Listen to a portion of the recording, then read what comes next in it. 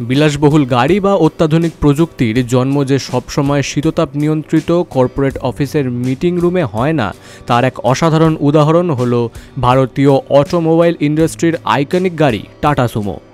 জনপ্রিয় এই মাল্টিপারপাস ভেহিকেলের নকশা তৈরির পিছনে লুকিয়ে আছে এক গভীর দূরদর্শিতা এবং এক সাধারণ ট্রাক চালকের ব্যবহারিক বুদ্ধি। জানা যায়, টাটা সুমো গাড়ির নকশা তৈরির অনুপ্রেরণা এসেছিল একেবারে রাস্তার ধারে অবস্থিত এক ধাবা থেকে। 1990-এর দশকে টাটা মোটরসের তৎকালীন নাম ছিল টেলকো। সেই সময় সংস্থার সিইও ছিলেন সুমন্ত মুলগাঁওকার।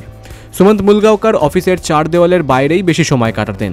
তার সহকর্মীরা একদিন খোঁজ নিয়ে দেখলেন যে তিনি কোনো বিলাসবহুল হোটেলে নয়, বরং রাস্তার ধাবায় গিয়ে ট্রাক চালক ও বড় গাড়ির ব্যবহারকারীদের সঙ্গে কথা বলছেন।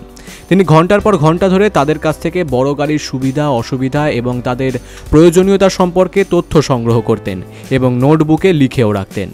এই ব্যবহারিক অভিজ্ঞতা এবং ট্রাক চালকদের সরাসরি পরামর্শই ছিল নতুন ধরনের মাল্টিপারপাস ভেহিকেল তৈরির মূল ভিত্তি। সাধারণ মানুষের প্রয়োজন মেটাতে এই গাড়ির ডিজাইন কেমন হওয়া উচিত সেই সংক্রান্ত তথ্য তিনি রিসার্চ ও ডেভেলপমেন্ট টিমের কাছে পৌঁছে দিতেন।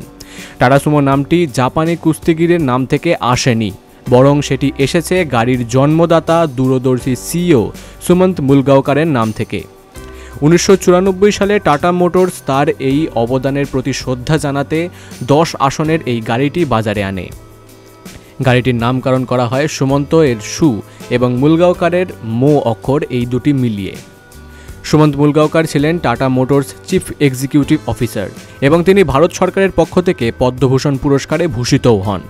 এই গল্পটি প্রমাণ করে যে উদ্ভাবনের জন্য শুধুমাত্র প্রযুক্তির প্রয়োজন হয় না, বরং সাধারণ মানুষের জীবনযাত্রাকে বোঝা এবং তাদের সমস্যার সমাধান করার এক দূরদৃষ্টিও প্রয়োজন।